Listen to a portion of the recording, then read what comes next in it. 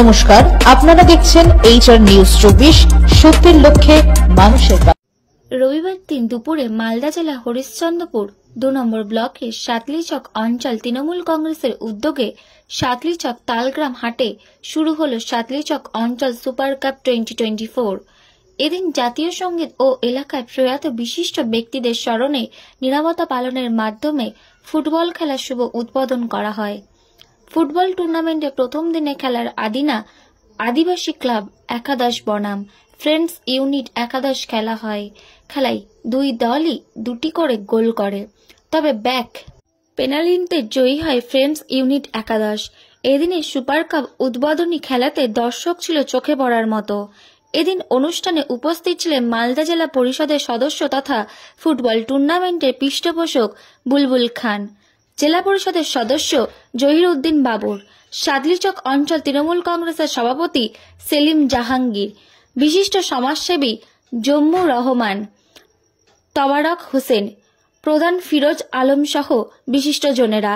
তবে এই খেলার আয়োজনের মূল ভূমিকায় রয়েছেন আনন্দ মণ্ডল, আইনুল হক, মিজানুর রহমান, মোস্তাফিজুর রহমান, মামুন সহ অন্যান্য সদস্যরা।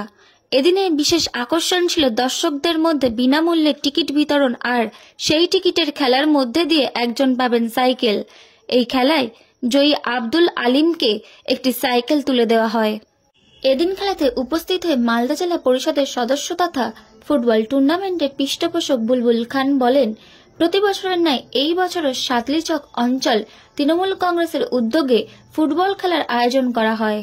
বর্তমানে ঘরে বসে মোবাইল গেম, কম্পিউটারে বিদেশি সিনেমা সিরিয়ালে আসক্ত হয়ে পড়েছে সমাজের মানুষ, তাই পড়াশোনার পাশাপাশি খেলাধুলার দিকে আসার জন্য আহ্বান করেন। সুপার কাপের শুভ উদ্বোধন প্রতিবারের মতো এবারও হয়েছে। তো আমাদের এখন যে মোবাইলের যুগ, তার মধ্যে আমরা চাইছি কি খেলাধুলা একটু বেঁচে থাকুক। সাতলিচকের অঞ্চল কমিটি প্লাস আমাদের নেতৃত্বরা এই খেলাটাকে খুব মন দিয়ে কিন্তু এটা সেলিব্রেট করেন, আর তারা সব রকম সহযোগিতা করেন।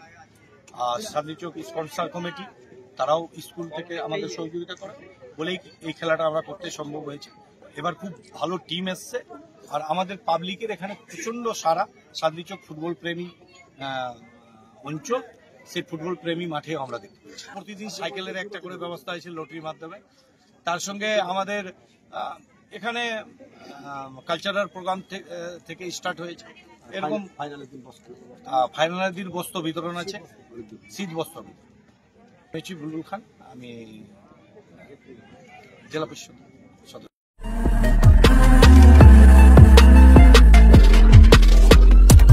নমস্কার, আপনারা দেখছেন HR নিউজ 24, সত্যের লক্ষ্যে মানুষের পাশে।